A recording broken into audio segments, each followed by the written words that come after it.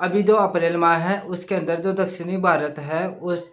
दक्षिणी भारत के है 5 राज्य हैं, उनके अंदर जो चुनाव होने वाले हैं। अब चुनाव की स्थिति को देखते हुए एक जो डिसीजन सामने आ रहा है सब लोगों का, तो सब लोग हैं अपनी अपनी पार्टी को लेकर या अब वोटों को या कैंडिडेट्स को लुभाने के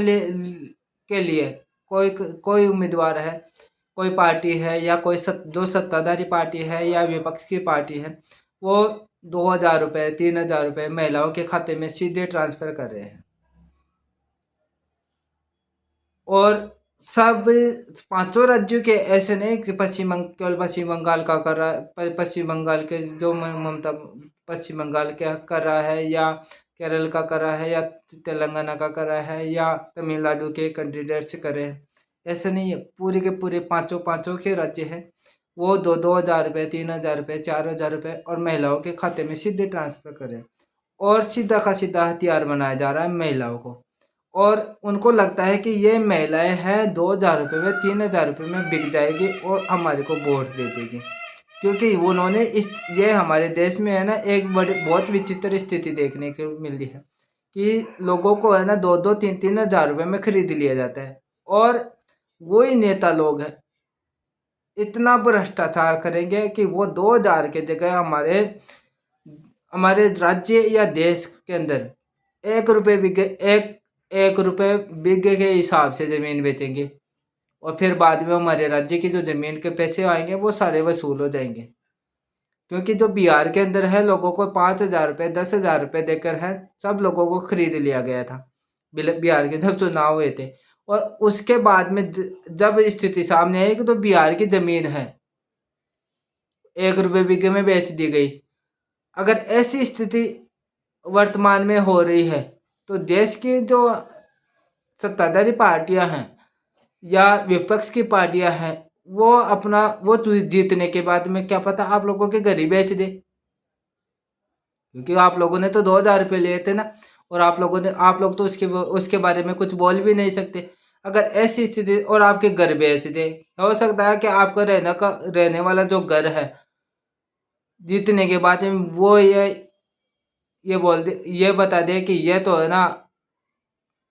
गलत जगह पर बना हुआ है, इसके तो कागज ही निरस्त हो गए हैं, इसके तो सारे दस्तावेज ही वो निरस्त हो गए। तब आप क्या करेंगे? तब आपके पास में कोई भी उपाय नहीं बचेगा। तो जो भी कैंडिडेट्स है, मैं जबकि पांचों राज्यों के लिए नहीं बोल रहा, पूरे भारत के लोगों के लिए बोल रहा हूँ कि जो भी कैंडिडेट्स है अगर वोट देने का अधिकार रखते हैं तो बिकने का अधिकार मत रखो। क्योंकि अगर आप लोगों ने बिकना प्रारंभ कर दिया तो देश कब बिक जाएगा और आप लोग उसके बारे में कुछ भी नहीं बोल पाओगे। क्योंकि आप लोगों ने तो पैसे देके उन नेताओं को खड़ा किया है। जो नेता आप लोगों को 2,000 रुपये में खरीद सकते हैं वो 50,000 में आपको खुद को भी बेच सकते हैं जीतने के बाद में। क्योंकि वो आप लोगों ने तो जो खुद का अधिकार है वोट देने का एक अधिकार जो हमारे संविधान के द्वारा हमारे को मिला हुआ है, अगर वो हमारे से छिन जाता है तो आप लोगों के पास में तो फिर बाद में वो अधिकार भी समाप्त हो जाएगा, जीवन जीने का अधिकार, क्योंकि वो भी तो संविधान के द्वारा ही मिला हुआ है। तो जो भी विद्यार्थी है, जो भी कैंडिडेट्स हैं, अगर वोट देने के बारे में सोच रहे हैं और पैसे लेने के बारे में सोच रहे हैं तो वो एक बात को विशेष ध्यान दे लेना कि आप लोगों के घर परिवार आप लोगों की स्थिति है और भी ज़्यादा गंभीर होने वाली है। क्योंकि जितना जो भी कोई पार्टी है अगर वो सत्ता में आएगी, सत्ता में आने के बाद में जितना पैसा खर्च कर रही है उसका 1,000 गुना हमारे से टैक्स के रूप में है, हमारी ज़मीनें है, हमारे रोड टैक्स है, सब चीज़ों पर है। इतना बढ़ा देगी